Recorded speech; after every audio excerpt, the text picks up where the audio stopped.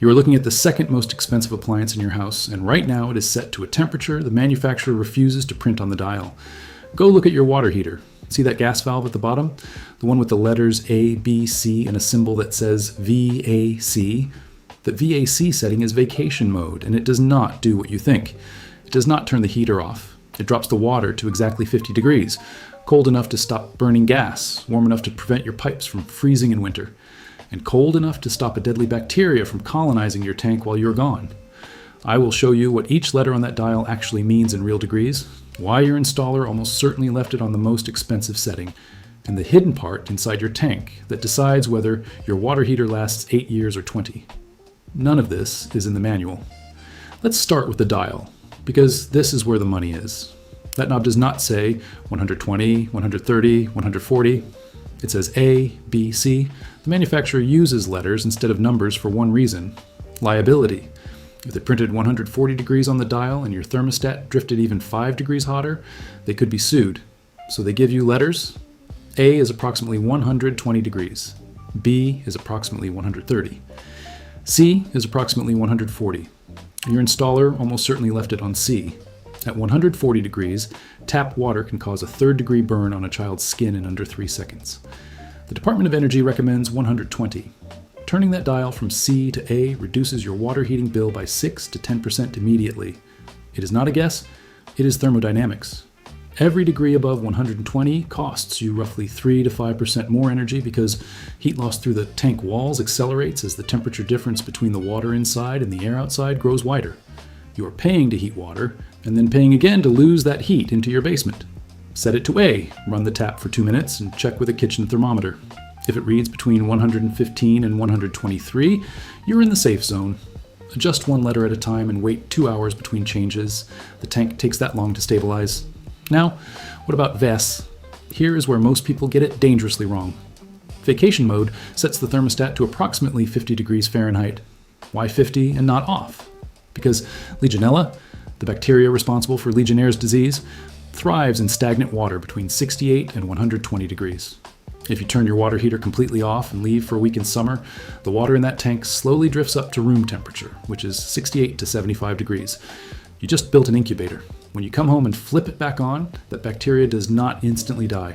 It takes a full 30 minutes at 140 degrees to pasteurize the water, and during that half hour, if you turn on the shower, you aerosolize live bacteria directly into your lungs.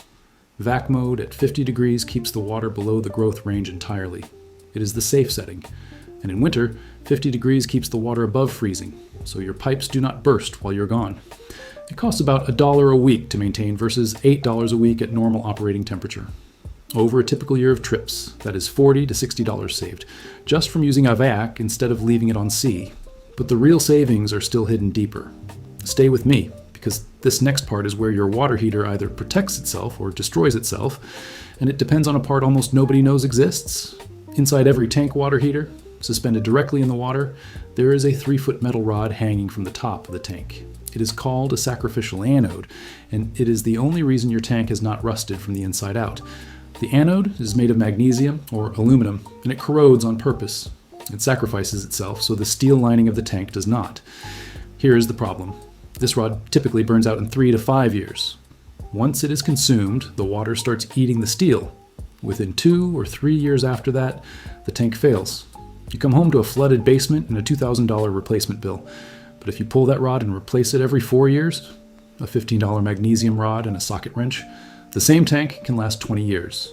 To check yours, turn off the gas and water, drain a few gallons from the drain valve, and unscrew the hex nut on top of the tank where the anode sits.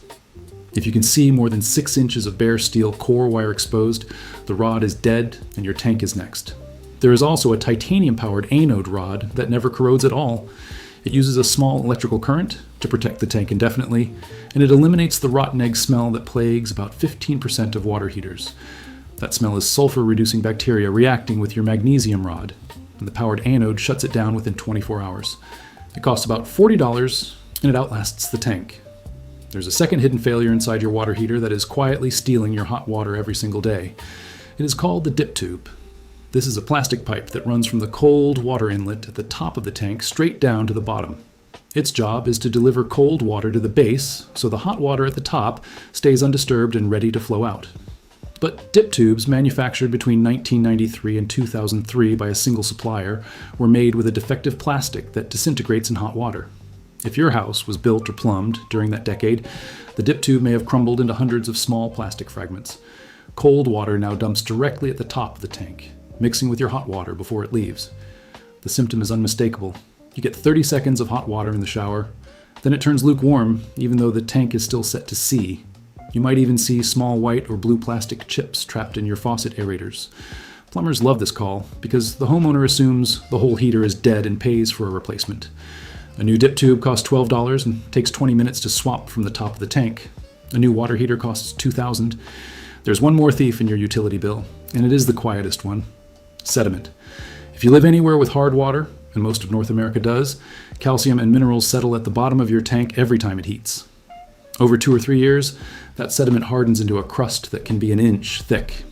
Your gas burner is now heating a layer of rock before it can reach the water above it.